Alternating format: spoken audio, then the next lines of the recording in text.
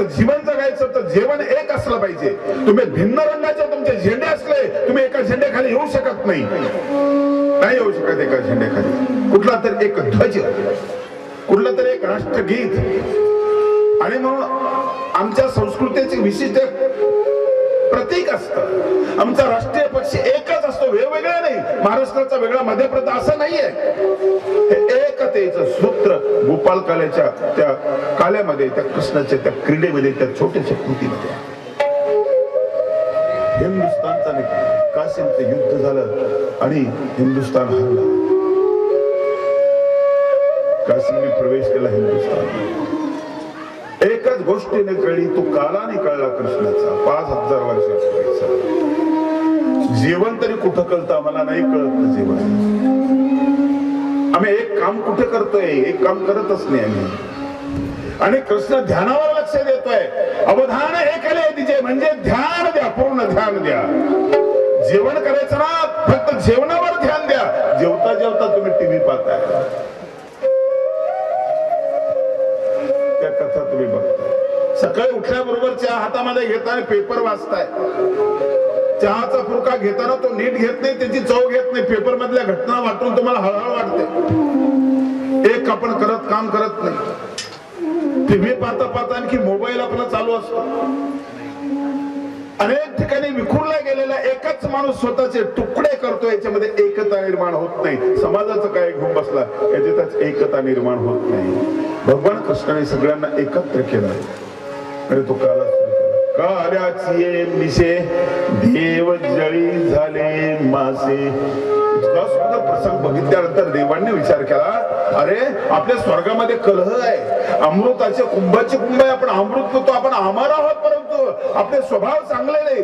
ऋषी तपश्चर्या करतो, आपल्यात असूया निर्माण होते. आपण सुंदर स्त्रियांना पाठवतो, त्यांना तपापासून बाजूला करतो. आपण आपल्यात असूया, इथं तर असूया संपलेली आहे.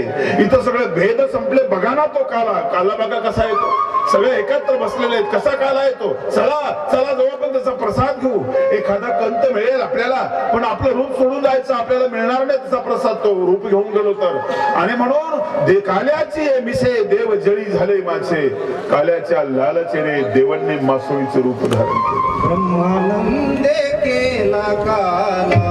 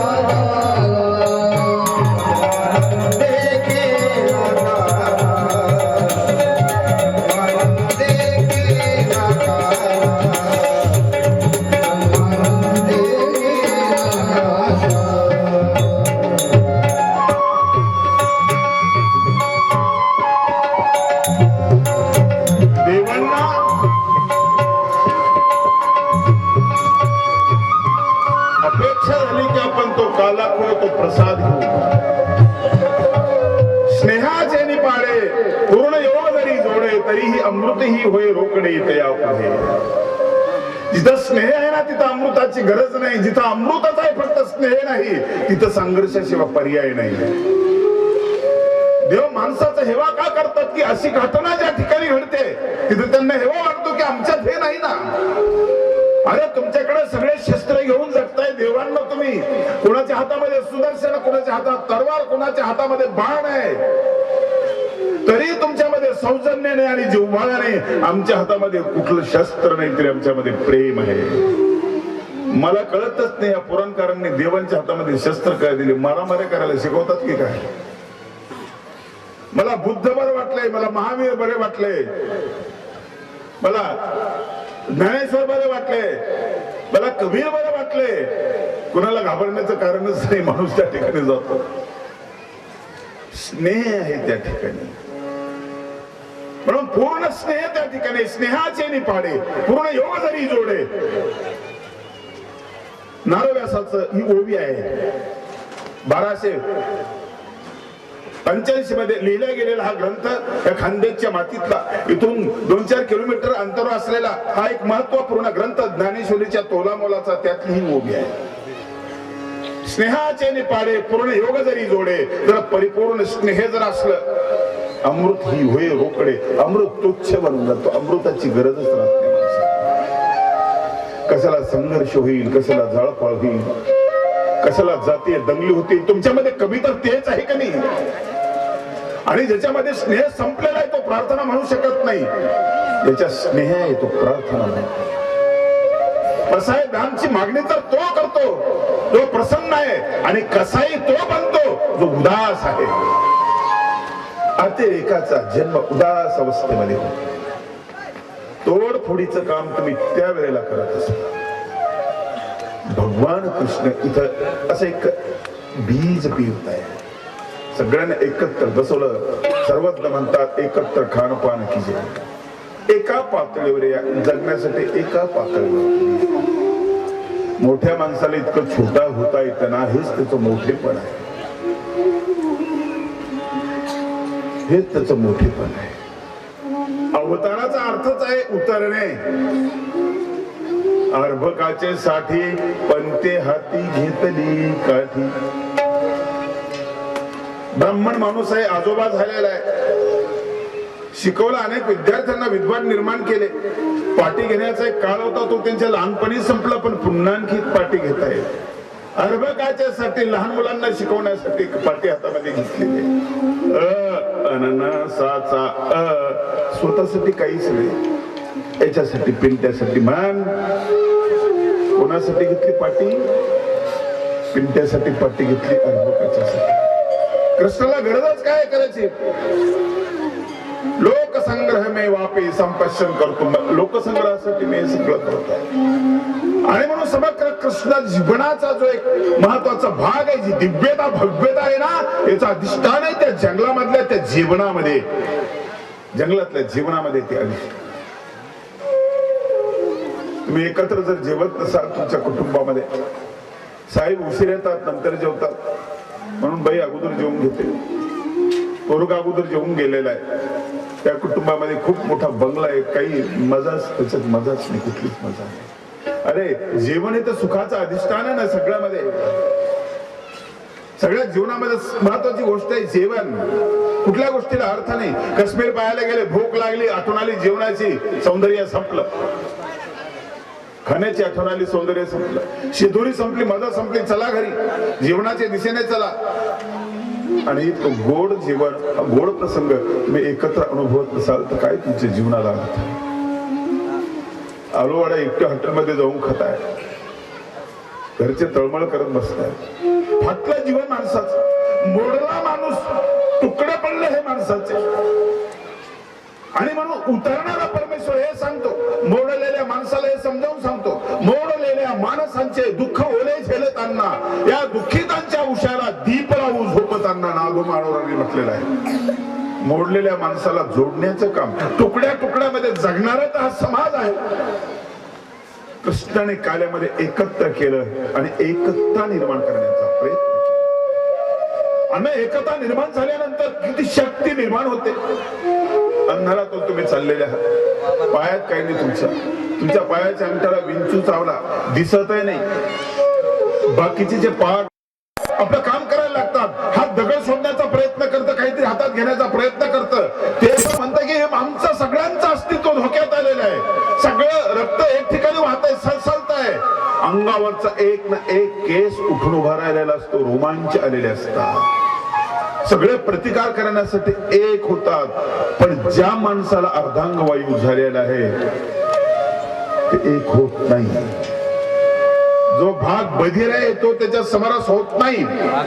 आणि म्हणून एकतेच्या विषयामध्ये, राष्ट्रीयतेच्या विषयामध्ये जी माणसं एक होत नाही या कामासाठी, राष्ट्रीय लढ्यासाठी एक होत नाही, सामाजिक कामासाठी एक होत नाही, हे बधीर झालेली माणसं, संवेदनाहीन असलेली माणसं आहेत. भगवान कृष्ण या छोट्याशा प्रसंगामध्ये चेतना निर्माण करायचं काम करतात. चेतना निर्माण करायचं काम करतात. छोटा झाला भगवंत खाली आला. रंजल्या गांजल्यांना एकत्र करण्यासाठी हा भगवंताचा प्रयत्न. जे का रंजले गांजले त्याचे म्हणे जो आपले. तुम्ही स्पीड घेता ना तबल्याची.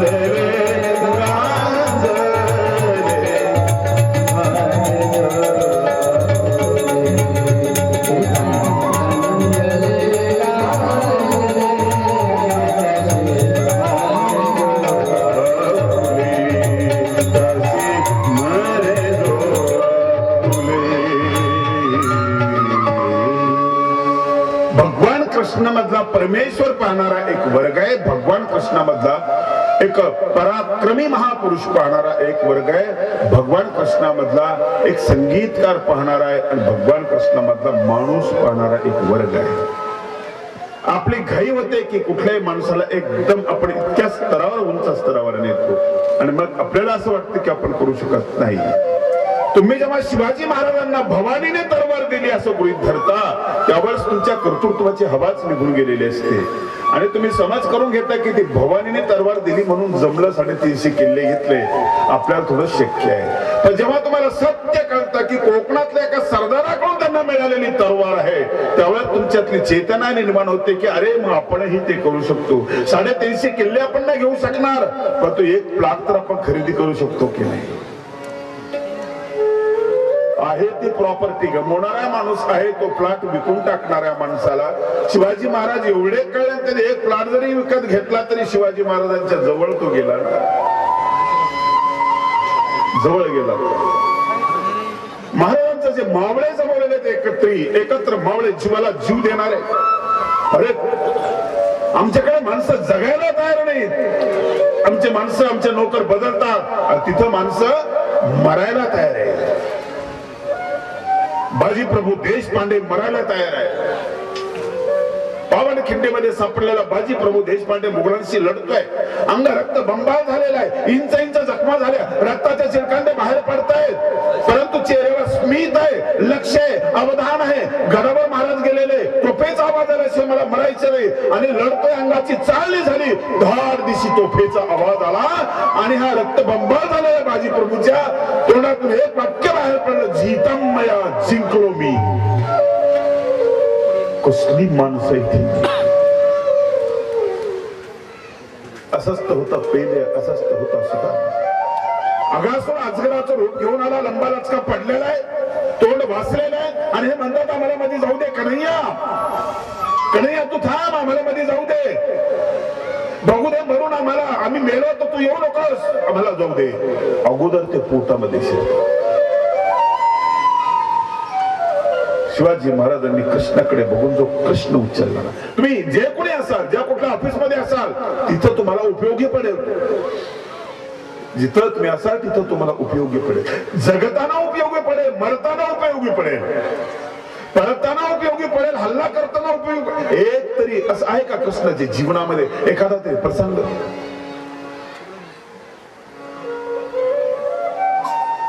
म्हणून कृष्ण जीवन समजून घेणं महत्वाचं आहे. नाही सगळं कळलं, भागवत नाही कळलं, एवढं कळलं तरी पुढे तो काला कळला तरी.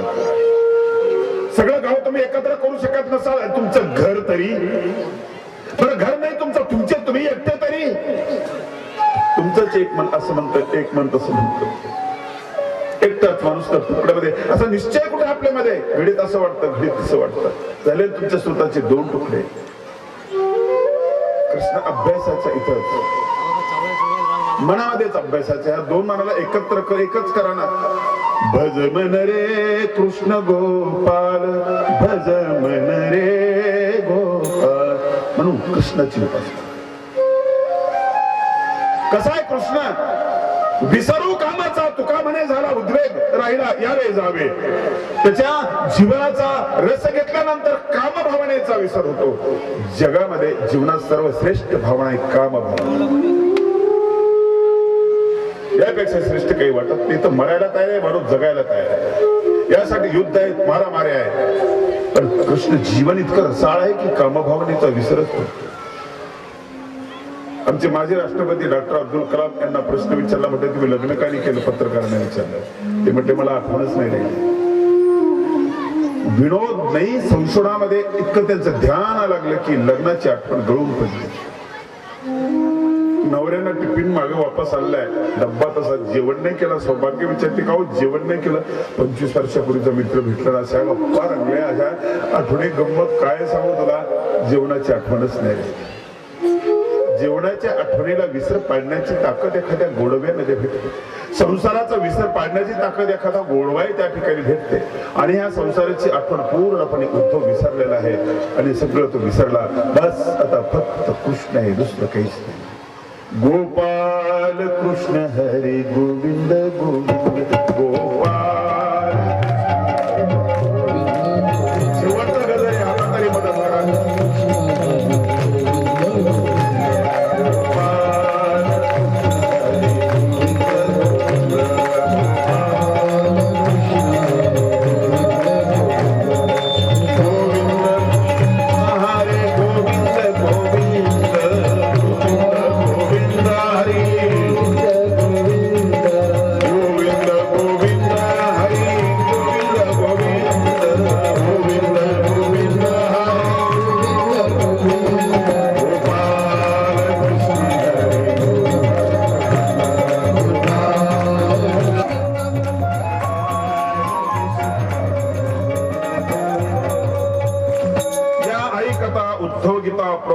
म्हणजे श्रोतियांच्या चित्ता पक्षाच आहे ना माझ्या अगोदर जाण्याची. माझ्या अगोदर तुला जायचं आहे. आता मला तुझा विरह सहन करावा लागेल, पण करतो मी. पहिले तुला सहन करावा लागत होता, आता मी सहन करतो. नेहमीच तर तो माघार घेतो. एकाने प्रश्न विचारला भागवतामध्ये कृष्णाला, कृष्णा तुझं स्मरण करत जर प्राण जर गेला तर तू मिळतो असं मी ऐकलंय, पण कल्पना कर माझा अपघात झाला आणि तुझं स्मरण होणार नाही, मग माझी गाडी चुकेल का? किंवा बिमारीने मी व्यथित होईल, वेदना होतील, तुझी आठवण जाणार नाही, मग तुम्हाला भेटणार नाही का? कृष्ण म्हणाला, कोमात जाईपर्यंत माझं चिंतन कर, जिथपर्यंत आठवण राहते तिथपर्यंत माझं चिंतन कर.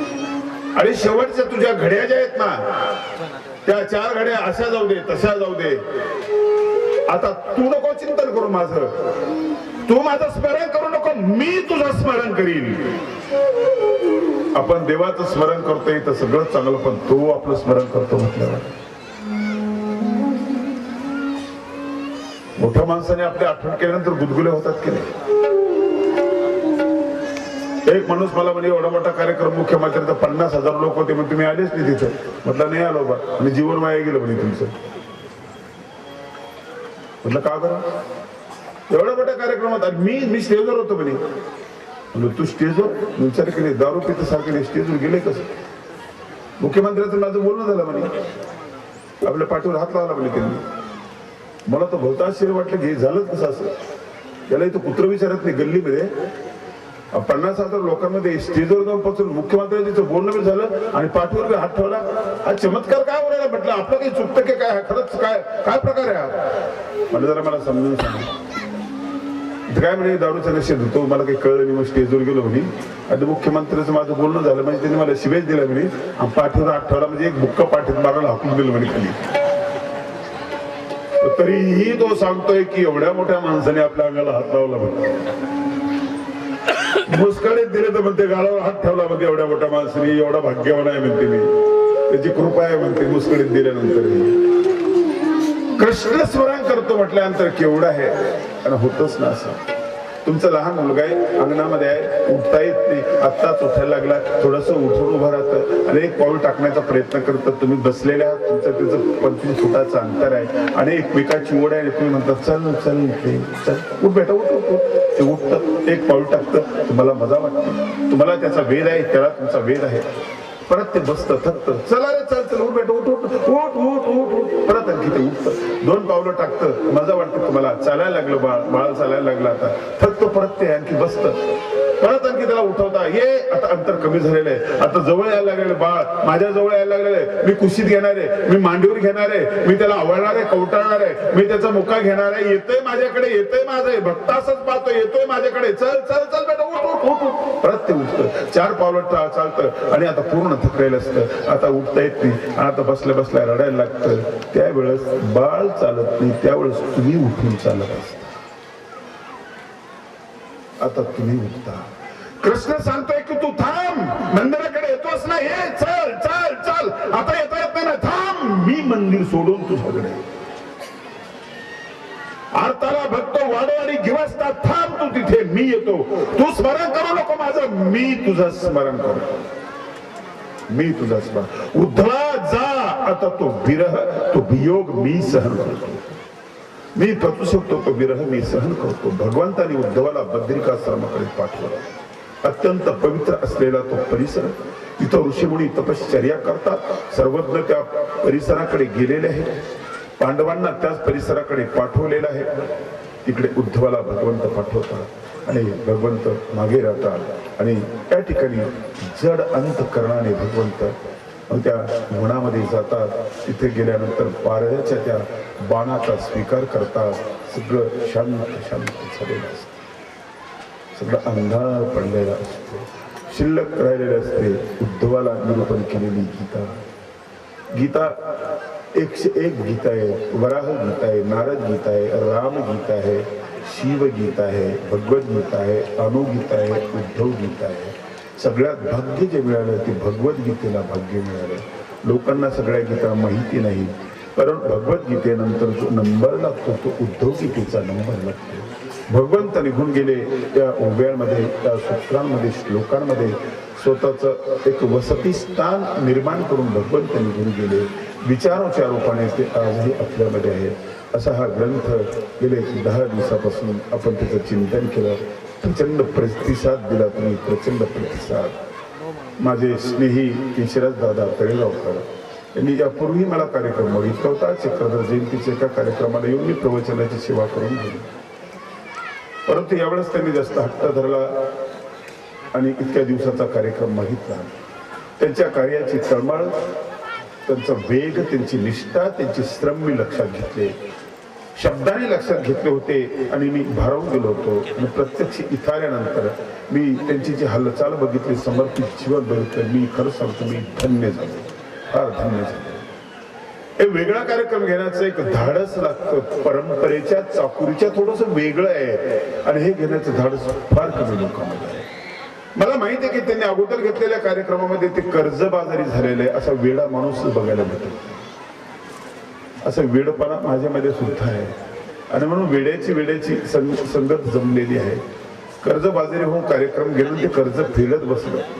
कर्ज फेडत असताना जो त्रास, जो मनस्ताप होतो, तो मनस्ताप या कार्यक्रमाच्या चिंतनाने हलका होतो. त्यांचा एक चांगलं काम केल्याची जाणीव त्यांना होते. आणि म्हणून केशरराव दादाने एक फार मोठं धाडस केलेलं आहे. मला एक माझा अंदाज आहे, आता ते कर्जबाजारी झाल्याशिवाय राहणार नाही. त्या खर्चाची मला कल्पना आहे. प्रचंड खर्च आहे. एका दिवसाचा कार्यक्रम जर घेतला तर किती खर्च येतो, तर हा तर 10 दिवसाचा कार्यक्रम.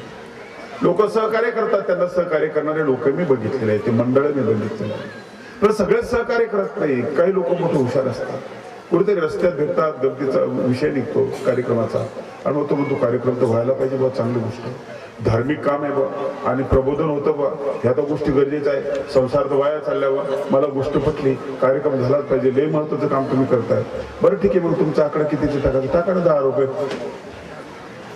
असे माणसं जमा करावं लागतात, अपमान सहन करून सगळं करावं लागतं. केशरराव दादांनी हे धाडस जे स्वीकारलेलं आहे, त्याला तुमचं सगळ्यांचं सहकार्य राहावं. परमेश्वराने त्यांना एक सामर्थ्य द्यावं अशी मी परमेश्वराला विनंती करतो. केशरराव दादांचं आभार मानण्याऐवजी मी आणखी जास्त आभार मानतो गोपाल म्हणून पेंजरीचे. केशरराव दादांची जबाबदारी आहे, तिथे त्यांची जबाबदारी, काम त्यांचं आहे, परंतु त्यांना सपोर्ट करत असताना आपल्या हाडाचे काढ करणारे गोपाल मुनी मी या ठिकाणी बघितले. अत्यंत बुद्धिमान असलेले प्रवचनकार आहेत ते, आणि त्यांची धडपड बघितली आणि मी अत्यंत भारावून गेलो. गावकऱ्यांनी केलेलं सहकार्य त्यांना मी भारावून गेलो. गावातून शोभायात्रा काढली, त्यावेळेस मिळालेला प्रचंड प्रतिसाद, या प्रतिसादामध्ये मला खरं सांगू, मला काला दिसला. इथं संप्रदाय पण विरघळून गेलं, इथं जात वितळून गेली, गटतट या ठिकाणी विलयाला गेले, आणि कसे एका सुरामध्ये सगळे आलेले, एका सुरामध्ये सगळे आले. संप्रदाय विसरून, हे सगळं विसरून ही सगळी माणसं एकत्र बसलेले कृष्णाच्या सावलीमध्ये. कृष्ण आणि गीता आणि उद्धव गीता म्हणजे कल्पतरू, हे लक्षात ठेवा. त्याच्या खाली बसल्यानंतर तुम्ही जी कल्पना कराल ते तुम्हाला देणारे हे ग्रंथ आहेत. त्या ग्रंथाच्या सावलीचा अडूस आपल्याला इतके दिवस होता. थोडंसं समजावून सांगण्याचा प्रयत्न मी कृष्ण केला. मी अपूर्ण माणूस आहे. कृष्ण म्हणजे एक समुद्र आहे, आणि मी एक चमच्याला तुम्हाला थोडंसं पाणी देणार आहे. मी टँकर सुद्धा नाहीये, पण खूप कमी कृष्ण मी तुम्हाला दिलेलं आहे. म्हणून मी करू काय आता. आणि तुम्हाला मागाशीच म्हणालो, कालच मी म्हणालो, कृष्णाच्या मुकुटाचा विचार मी करणार नाही. उंच आहे तो किती किलोचा आहे, सोनं किती आहे, विद्वान तिची चर्चा करत बसते, द्वैत अद्वैताची चर्चा त्याची चालू दे, मला त्याच्याशी घेणं गेलं नाही. मी पायथ्याला बसून विश्रांती घेणारा माणूस आहे, आणि तुम्हाला ती विश्रांती मिळावी अशीच माझी या ठिकाणची इच्छा आहे. या कार्यक्रमाला, समारोपाच्या कार्यक्रमाला माझे परम मित्र भागवताचार्य यांनी तुम्हाला रडवलेलं आहे आणि कोमल बनवलं, तुम्हाला एका वेगळ्या स्तरावर तुम्हाला नेण्याचा प्रयत्न केला. प्रचंड विद्वान आणि चांगले एक वक्ते, गायक भागवताचे कार्यक्रम करतात, ते महंत छेडे बाबा.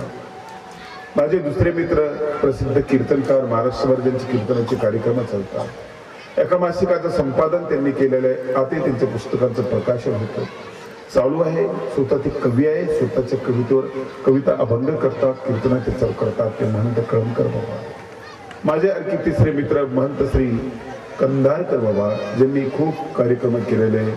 आणि ह्या कार्यक्रमाला सुरुवात करत असताना मुळात हा कार्यक्रमच येळंबकर बाबांच्या मनातून निर्माण झालेली ही कल्पना आहे. आचार्य मोठे बाबा जुने असून ते नवे आहेत, नव्या जुन्याचा समन्वय त्या ठिकाणी आहे. जुन्यांना नव्यांना सोबत घेऊन चालणार. उद्धव गीता कुणी सांगितले असते, कधी सांगितले असते, त्यांनी तो कार्यक्रम जर घेतला नसता. बाबांचे आशीर्वाद या कार्यक्रमाला मिळाले, आणि हे कार्यक्रम सफल झालेला आहे, हा वाढत जाईल. म्हणून मी या ठिकाणी सगळ्यांचे मनपूर्वक आभार मानतो, आणि माझी सेवा या ठिकाणी संपवतो. आभाराचा कार्यक्रम होईल, त्यानंतर आरतीच्या कार्यक्रमासाठी या ठिकाणी त्याला काल्याचा प्रसाद म्हणून मिळणार आहे.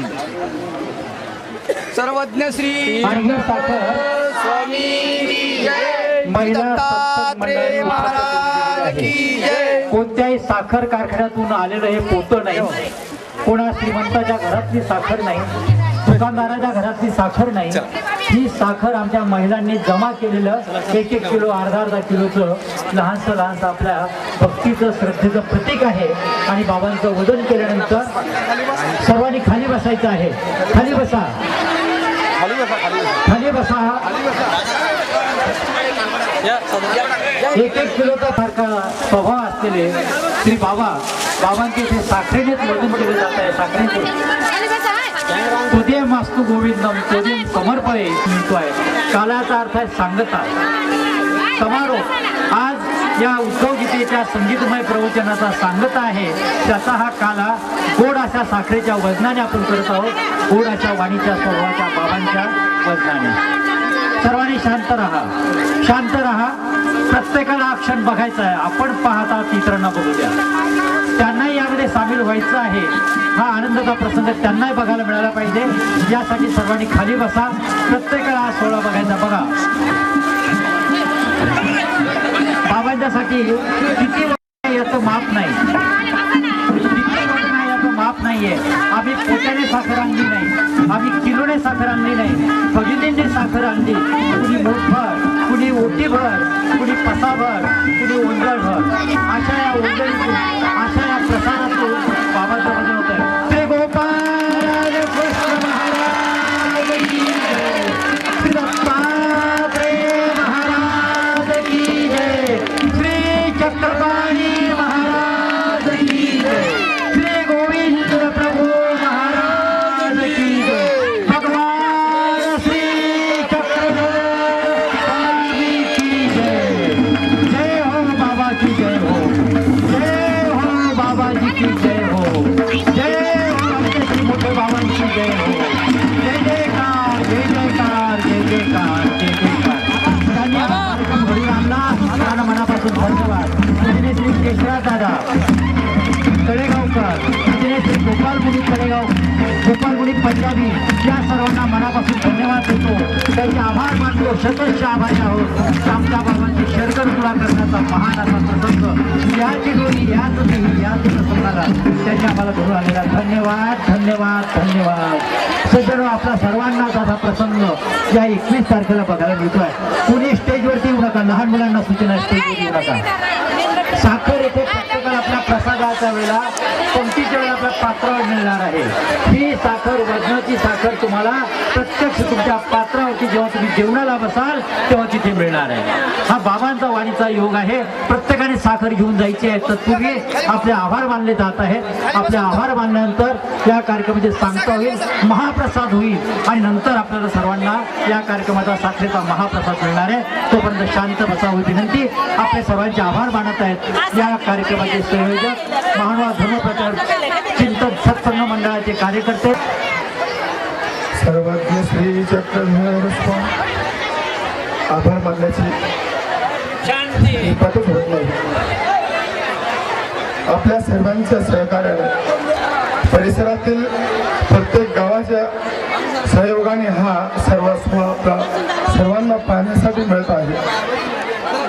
बाबांचं प्रेम आमच्याकडून कोणत्याही प्रकारची सेवा या ठिकाणी घडू शकली नाही.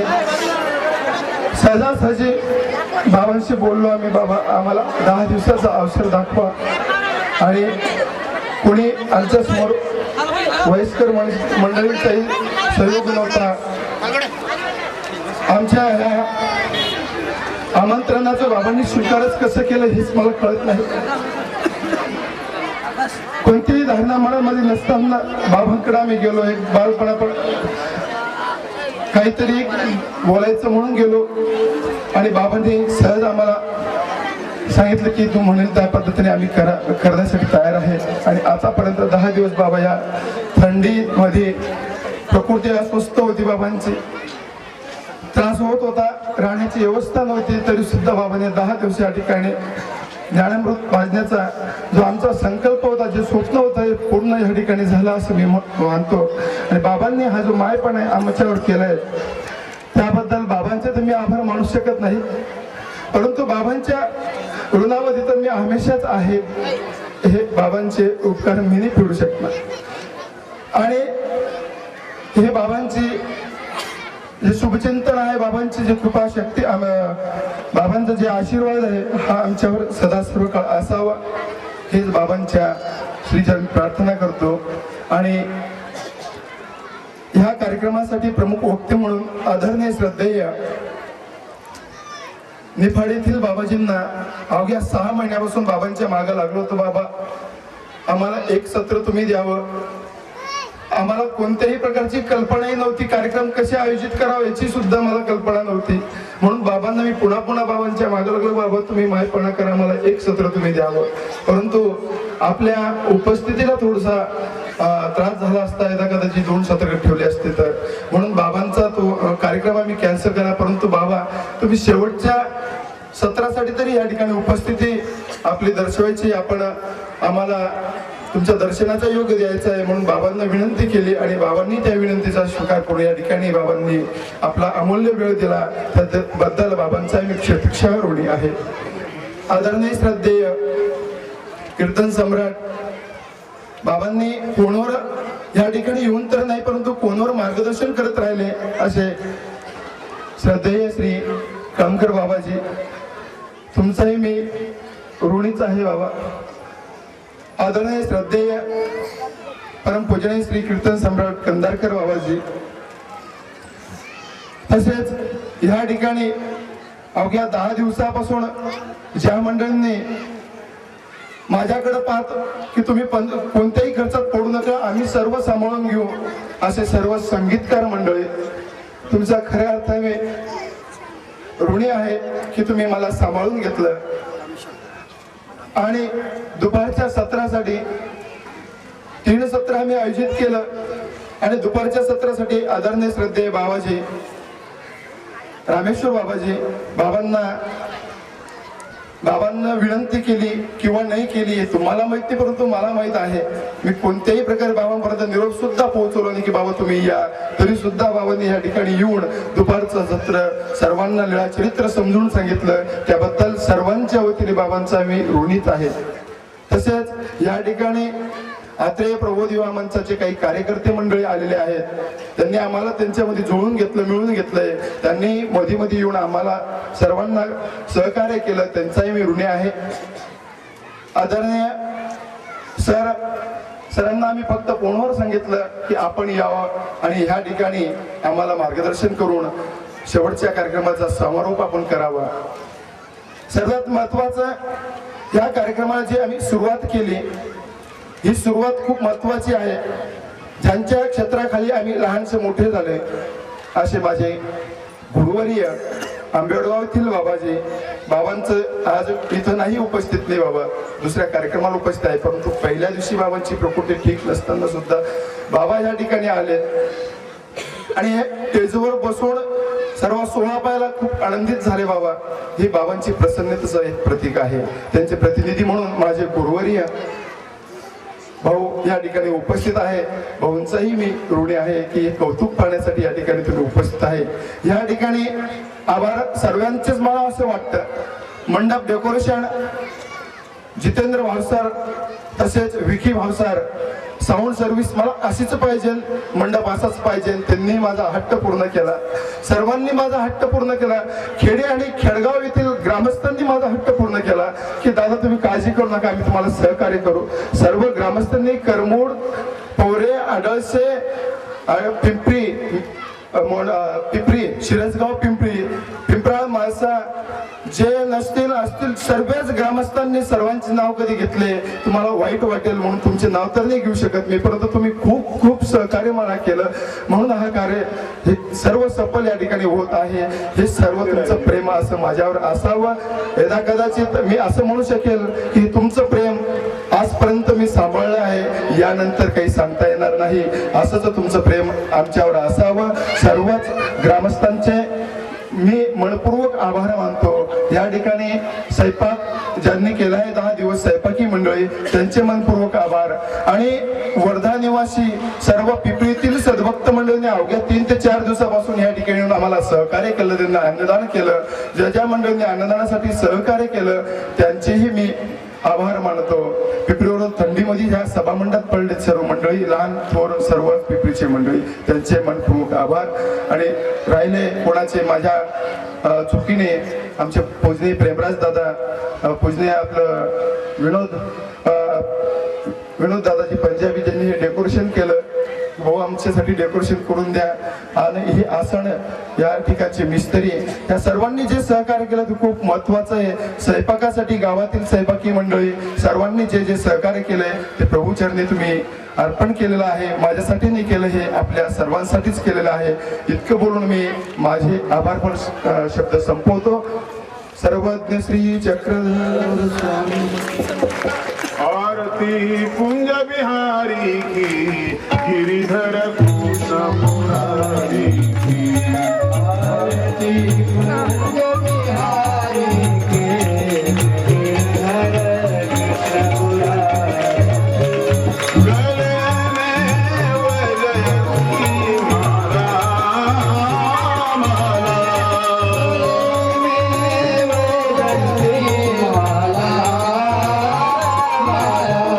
बजावे मुरली मधुर वाला वाला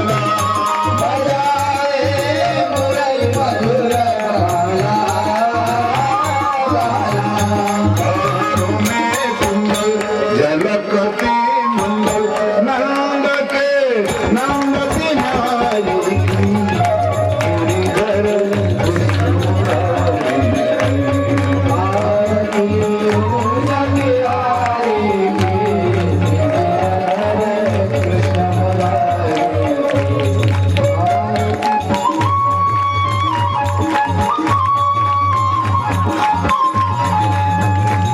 कनकमया मोर मुकुट विलसे विलसे